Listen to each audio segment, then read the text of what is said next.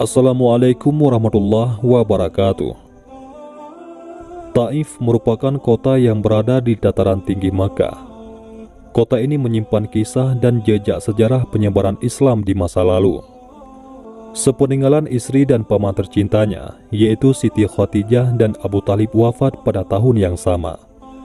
Rasulullah Shallallahu Alaihi Wasallam merasa benar-benar kehilangan dan tidak memiliki sandaran berkeluh kesah. Seperti yang diceritakan Ibnu Hisham dalam Al-Sirah Al-Nabawiyah, setelah Khadijah dan Abu Talib wafat, banyak cacian dan siksaan yang datang kepada Nabi Muhammad SAW.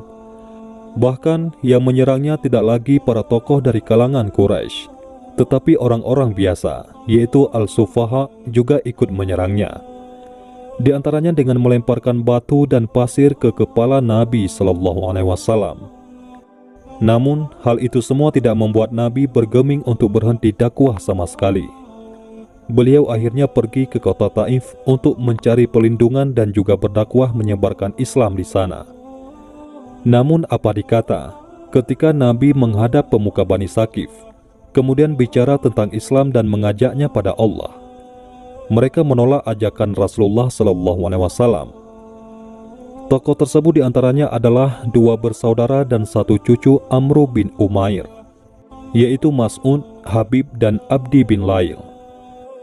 Setelah ketiga tokoh tersebut tidak menerima Nabi SAW, orang-orang Taif ikut menolak, bahkan berteriak-teriak mengejek.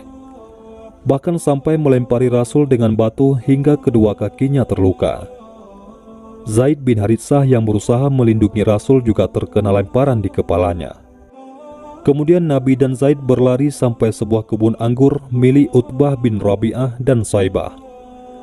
Ketika sudah merasa tenang dan terbebas dari kejaran Bani Saqif, Rasul berdoa mengadu kepada Allah di tengah kebun anggur milik Uqbah. Saat itulah kedua putra Rabi'ah, yaitu Utbah dan Saibah, melihat kehadiran Rasul di kebun mereka. Mereka merasa iba melihat Rasulullah dan Zaid bin Haritsah terluka parah. Mereka lalu memerintahkan budaknya yang beragama Nasrani, yaitu Addas, agar memberikannya sepiring anggur. Ketika Addas mengantarkannya kepada Nabi SAW, beliau tersenyum dan menerima pemberian Addas. Saat beliau akan makan, beliau mengucapkan terlebih dahulu dengan menyebut nama Allah, Bismillah. Melihat dan mendengar hal ini, Addas terlihat terkejut dan penasaran untuk bertanya. Ucapan tersebut tidak pernah diucapkan oleh seorang pun dari penduduk di negeri ini.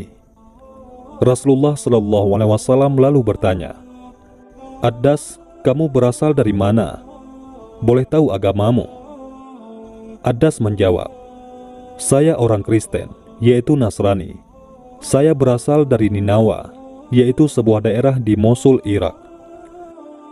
Rasulullah SAW kemudian merespon, kamu berasal dari kampungnya orang solih Yunus bin Matta. Kali ini Addas kembali terkejut. Bagaimana bisa orang yang tidak dia kenal ini tahu tentang Yunus bin Matta? Kalau seseorang bukan berasal dari kampungnya atau menganut ajaran Nasrani, ia tidak mungkin tahu tentang Nabi Yunus. Addas bertanya, kamu tahu dari mana tentang Yunus bin Matta? Rasul menjawab, itu saudaraku. Dia adalah seorang nabi dan aku juga nabi.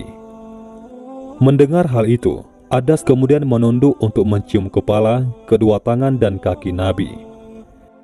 Demikian kisah Addas, budak Nasrani yang terpesona dengan ucapan dan kemampuan Nabi, mengetahui hal yang menurutnya tidak diketahui kecuali oleh seorang Nabi. Dalam sirah Ibnu Hisham, tidak ada keterangan jelas apakah Addas kemudian memeluk Islam. Namun, yang ada hanyalah marahnya Utbah bin Saibah atas sikap Addas. Ibnu Hajar Al-Asqalani dalam Al-Isabah fi Tamyiz Al-Sahabah menegaskan kalau Addas mengakui Muhammad SAW sebagai Rasul. Karena itulah Ibnu Hajar memasukkan Addas ke dalam daftar sahabat Nabi. Melihat kedua tuannya marah, Addas mengatakan, Tuan, tidak ada di bumi ini yang lebih baik dari hal ini. Dia, yakni Rasulullah menceritakan sesuatu yang tidak diketahui kecuali oleh seorang nabi.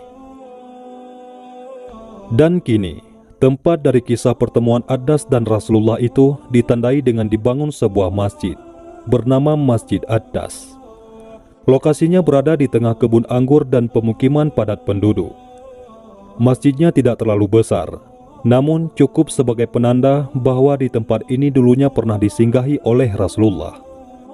Masjid Ad-Das berwarna kecoklatan, ditandai dengan menara yang lebih tinggi dari umumnya rumah penduduk. Posisinya tidak jauh dari Wadi Masna, yaitu tempat Nabi Muhammad dilempari batu oleh penduduk Bani Saqif. Wallahu a'lam bishawab. Mudah-mudahan ini semua bermanfaat. Assalamualaikum warahmatullahi wabarakatuh.